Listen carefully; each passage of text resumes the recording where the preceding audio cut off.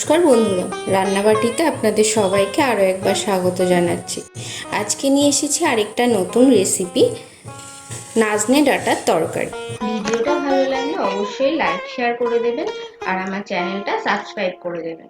আর আমার ভিডিওগুলো যদি সবার আগে পেতে হয় তাহলে পাশে বেল আইকনটা অবশ্যই ক্লিক করে দেবেন।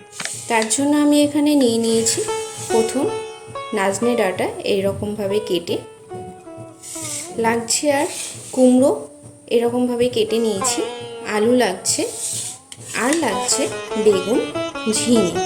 চলুন শুরু করা যাক। কড়াইটা গরম হয়ে গেছে, দিয়ে দেবো এখানে 1 কলা মতো সর্ষের তেল। গরম হয়ে গেছে, আমি ঠিক যেমনভাবে করছি আপনাদেরকেও সেমনভাবেই করতে হবে, তবে এই তরকারিটার টেস্টটা অসাধারণ আসবে। দিয়ে দিচ্ছি একটা তেজপাতা 2 ভাগ করে কেটে।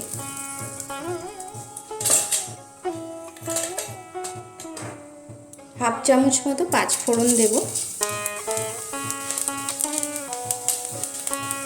5 ফোড়নটা একটু ভাজা হয়ে এলে দিয়ে দেবো এখানে একটু গ্রেট করা আদা।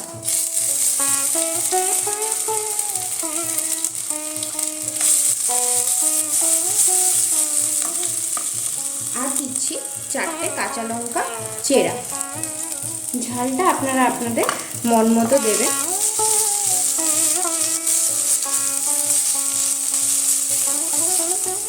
আদাটাও ভাজা ভাজা হয়ে এসছে,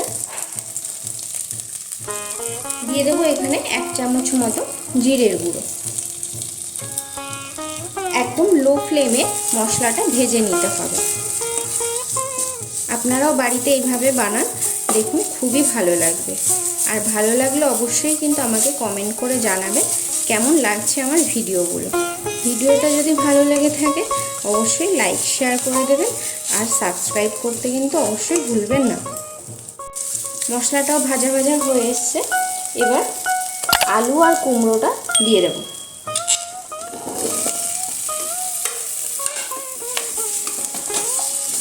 সাথে ডাটাটাও দিয়ে দেব। আস্তে আস্তে এগুলো একটু ভেজে নেব।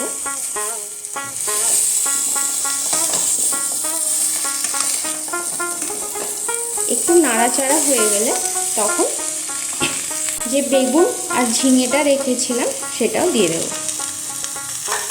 সব দিয়ে ভালো করে নেড়ে নিতে হবে। এখন গ্যাসের ফ্লেমটা একটু বাড়িয়ে দেব।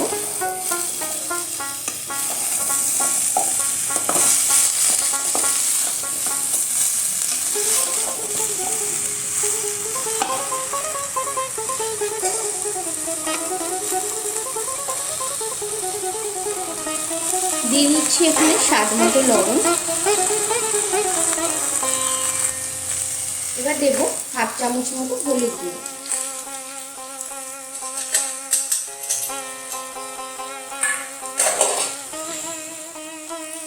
এবার এটা ভালো করে একটু কষিয়ে নিতে হবে।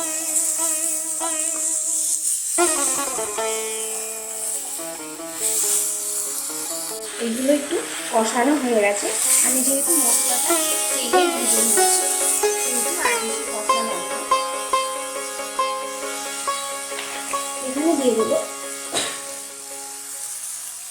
এখানে দিয়ে দেবো পরিমাণ মতো একটু জল।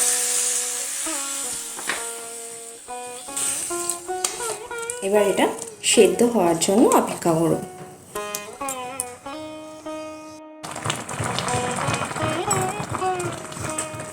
ভালো করে ফুটিয়ে জলটা শুকিয়ে নেব। জলটা এখানে অনেকটা কমে এসছে। এবার এখানে 1 চামচ মতো আটা দিয়ে দেব। আর দেবো এখানে 2 চামচ মতো মিষ্টি,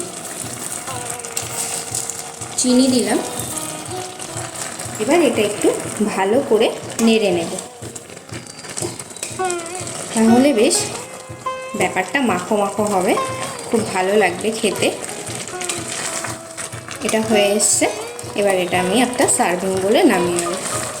ভিডিওটা ভালো লাগলে অবশ্যই লাইক শেয়ার করে দেবেন আর আমার চ্যানেলটা সাবস্ক্রাইব করে দেবেন।